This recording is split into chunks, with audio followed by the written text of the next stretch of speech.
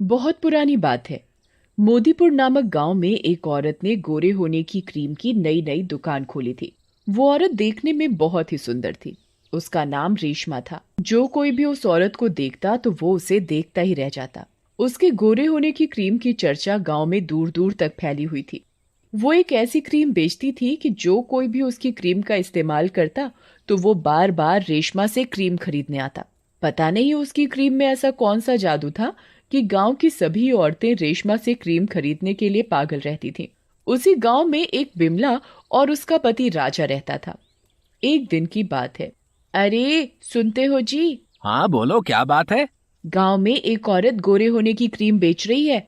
जो कोई भी उसकी क्रीम लगाता है तो वो गोरा और सुंदर हो जाता है। देखो ना, मेरा रंग भी कितना काला हो गया है और मेरा मुंह भी खराब हो गया है। मुझे भी वो क्रीम लेनी है। अरे क्या करोगी क्रीम लेकर? तुम तो पहले से ही सुंदर हो। ज्यादा फालतू की चीजें लगाओगी तो तुम्हारा चेहरा और भी खराब हो जाएगा। पर मुझे और ज्यादा सुंदर और गोरा होना है। जिस किसी ने भी उस औरत की क्रीम इस्तेमाल की है वो और भी ज्यादा सुंदर और गोरा हो गया है। ठीक है, जैसा तुम्हारा मन करे। बिमला उसी औरत के पास क्रीम लेने जाती है। बहन जी, मुझे वो गोरा होने वाली क्रीम चाहिए। ठीक है, अभी देती हूँ। रेशमा बहन जी, एक बात तो बताओ, आप इतनी सुंदर कैसे हो? आपकी खूबसूरती का राज क्या है? मेरी खूबसूरती का राज मेरी ये क्रीम है। मैं भी यही क्रीम इस्तेमाल करती हूँ। तुम भी ये क्रीम इस्तेमाल करोगी तो तुम भी बहुत खूबसूरत हो जाओगी। ठीक है ठीक है, मुझे भी जल्दी से एक क्रीम दे दो। बिमला खुशी खुशी क्रीम लेकर चली जाती है और घर पहुंचकर बिमला पानी से अच्छी तरह मुंह धोकर रेशमा से खरीदी हुई क्रीम लगाती है और आईने में अपना चेहरा देखकर खुद ही मुस्कुराती है। अब मैं भी रेशमा जैसी खूबसूरत हो जाऊंगी। तभी उसका पति राजा आ जाता है। बिमला, ये तुम्हारे चेहरे को क्या हुआ? लग रही हो ना पहले से भी सुंदर। बिमला को अपना चेहरा पहले से भी सुंदर लगता है, लेकिन बिमला को ये नहीं पता था कि क्रीम लगाने से उसकी खूबसूरती पहले से और कम हो जाएगी। तुम ये क्रीम व्रीम के चक्कर में मत पड़ो। मैं ना पहले से भी ज्यादा सुंदर हो गई हूँ ना, इसीलिए तुम मुझसे जल रहे हो। वो राजा की एक नहीं सुनती और वो अपने आप को आईने में देखने लगती है। उसे लगता है कि क्रीम लगाने से वो सुंदर होती जा रही है। और अगले दिन गांव की एक औरत जिसका नाम काली था, वो भी रेशमा की दुकान पर जाती है। रेशमा बहन जी, अरे ओ रेशमा बहन जी। हाँ जी बोलो। रेशमा बहन जी, मुझे भी वो गोरा करने वाली क्रीम लेनी है। देखो ना मैं कितनी काली हूँ, इसीलिए सब मुझे काली बुलाते हैं। मुझे भी गोरा होना है आपके जैसा। पास ही में रेशमा की दुकान है, तुम उसके पास से वो क्रीम ले आओ। रेशमा पहले से भी ज्यादा खूबसूरत और गोरी लग रही थी। वो काली को दुकान का रास्ता देती है। काली क्रीम लेने चली जाती है। क्रीम बेचने वाली रेशमा नहीं, एक चुड़ैल होती है। वो काली को भी वो क्रीम दे देती है और वो मन ही मन खुश होती है। वो दिन दूर नहीं जब मैं गांव की सारी औरतों की सुंदरता चुरा लूंगी और किसी को पता भी नहीं चलेगा और मैं दुनिया की सबसे खूबसूरत औरत बन जाऊंगी। देखते ही देखते गांव की सभी औरतें कुछ दिन तो बहुत सुंदर हो जाती हैं, पर फिर अचानक बदसूरत होने लगती हैं।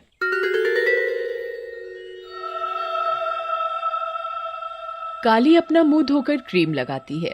क्रीम लगाते ही काली और काली हो जाती है, पर उसे लगता है वो बहुत सुंदर लग रही है और वो खुशी से गुनगुनाने लगती है। अरे काली, ये तेरे मुंह को क्या हुआ है? तू तो पहले ही इतनी काली थी, अब तो और बुरी लग रही है। और वो काली का चेहरा देखकर हंसने लगता है। मैं गोरी हो गई हूं ना, इसीलिए तुम मुझसे चिढ़ रहे हो।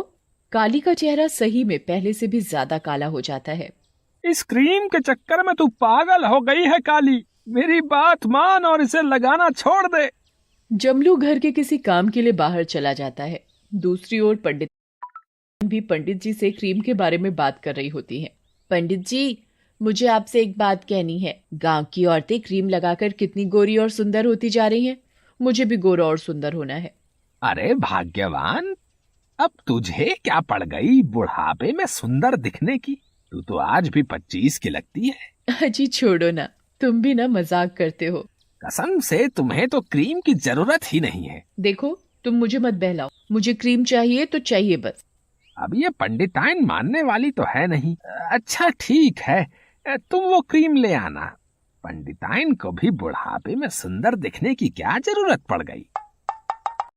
पंडिताइन रेशमा से क्रीम लेने पहुंच जाती है। अरे रेशमा, जरा मुझे भी तो गोरा होने की क्रीम देना। अभी देती हूँ, रेशमा मन ही मन कहती है। लगता है बुढ़ियों को भी सुंदर और जवान बनने का शौक लगा है। रेशमा पंडिताइन को क्रीम दे देती है। पंडिताइन क्रीम लेकर बड़ी खुश हो जाती है। अब तो मैं भी सुंदर बन जाऊंगी और मुझे कोई बुढ़िया भी नहीं बोलेगा। पंडिताइन जल्दी जल्दी अपने घर चली जाती है और जल्दी से अपना मुंह धोकर क्रीम लगाती है।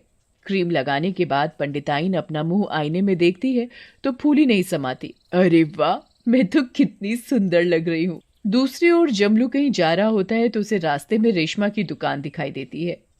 रेशमा की दुकान पर क्रीम लेने वाली औरतों की काफी भीड़ थी। जमलू भी भीड़ देखकर रुक गया। वो रेशमा को देखता तो उसे देखता ही रह जाता है। उसे रेशमा पहले से भी ज्यादा खूबसूरत लग रही थी। वो मन ही मन सोचता है, गांव की औरतें दिन पर दिन बदसूरत होती जा रही हैं और रेशमा खूबसूरत, आखिर चक्कर क्या है। और वो अपने काम के लिए निकल जाता है। आगे चलकर जमलू को रास्ते में राजा मिलता है। और जमलू भाई कैसे हो? ठीक हूँ राजा भैया, पर पता नहीं ये तुम्हारी कोई क्रीम लगाने लगी है और बस सुंदर होने के चक्कर में पागल हो रही है। हाँ जमलू भाई, तुम ठीक कह रहे हो। तुम्हारी भाभी का भी यही हाल है। मैं अभी रेशमा की दुकान के सामने से आ रहा हूँ। वैसे रेशमा है बहुत सुंदर, कोई भी देखे तो देखता ही रह जाए। अच्छा, मैं उसी तरफ जा रहा हूँ। मैं भी देखूं कौन है ये रेशमा। हाँ जरूर देखना। चलो अब मैं घर चलता हूँ, रात हो गई है। तुम्हारी भाभी मेरा इंतजार कर रही होगी। जमलू अपने घर की ओर चल देता है और राजा दूसरी ओर। कुछ ही दूर चलने के बाद राजा को रेशमा की दुकान दिखती है। रेशमा के घर की खिड़की में बहुत रोशनी आ रही होती है। अरे इतनी रात में ये रेशमा अपने घर में क्या कर रही है? जरा मैं आज इस रेशमा से बात करके आऊं कि ये क्यों सारी औरतों को पागल बना रही है। राजा रेशमा के घर की खिड़की से अंदर देखने लगता है। अंदर का नजारा देखकर राजा बहुत बुरी तरह डर जाता है। वो देखता है कि रेशमा अपने रूप से चुड़ैल के रूप में बदल जाती है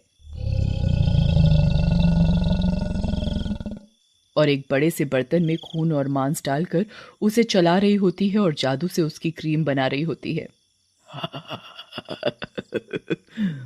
अब गांव की औरतों की सारी सुंदरता खत्म हो जाएगी और मैं दिन पर दिन सुंदर और जवान हो जाऊंगी। हे भगवान, ये तो चुड़ैल है। ये चुड़ैल गांव की सभी औरतों की सुंदरता चुरा रही है और खुद दिन पे दिन सुंदर होती जा रही है। राजा चुपचाप वहां से निकलकर अपने घर चला जाता है और घर पहुंचकर अपनी बीवी को जोर जोर से आवाज देता है। जैसे ही जमलू की पत्नी बिमला सामने आती है, राजू उसे देखकर बहुत डर जाता है और चिल्लाने लगता है। अजी पागल हो गए हो क्या? मैं क्या तुम्हें कोई चुड़ैल नजर आ रही हूँ? लग रही हूँ ना कटरीना कैफ। अब मैं तुम्हें कैसे समझाऊं? तुम सुंदर नहीं और ज्यादा बदसूरत हो गई हो। ये सब उस चुड़ैल रेशमा का करा धरा है। राजा बिमला को सारी बात बताता है। दूसरी ओर जमलू की पत्नी का भी यही हाल होता है, पर जमलू की पत्नी काली तो पूरी चुड़ैल लगने लगी थी। गांव के सभी आदमी रेशमा की क्रीम से परेशान होकर आपस में बात करते हैं। अरे भाई, ये रेशमा कोई खूबसूरत औरत नहीं है, बल्कि एक चुड़ैल है। मैंने अपनी आंखों से उसे रात में तांत्रिक पूजा करते देखा है। हे भगवान, चलो हम सब पंडित जी के पास चलते हैं। उनके पास जरूर कोई ना कोई उपाय होगा। क्या हुआ? अब तुम सब मेरे घर कैसे? और पंडिताइन, तुमने अपनी ये क्या हालत बना रखी है? राजा पंडित जी को रेशमा के बारे में सब बताता है। मुझे तुम उस चुड़ैल के पास ले चलो। जमलू, राजा और गांव के सभी आदमी पंडित जी को उस चुड़ैल के पास लेकर जाते हैं। कुछ ही देर में सब लोग रेशमा की क्रीम की दुकान पर पहुंच जाते हैं। रेशमा चुड़ैल के रूप में बदल जाती है। ए पंडित, अपनी जान प्यारी है तो तू चला जा यहाँ से। मैं नहीं छोड़ूंगी इन औरतों को। मुझे दुनिया की सबसे सुंदर औरत बनना है बस। तू ऐसे नहीं मानेगी। पंडित जी मंत्र पढ़कर दुकान में रखी सारी क्रीम में आग लगा देते हैं। आग लगते ही चुड़ैल जलकर मर जाती है और गांव की औरतें ठीक हो जाती हैं।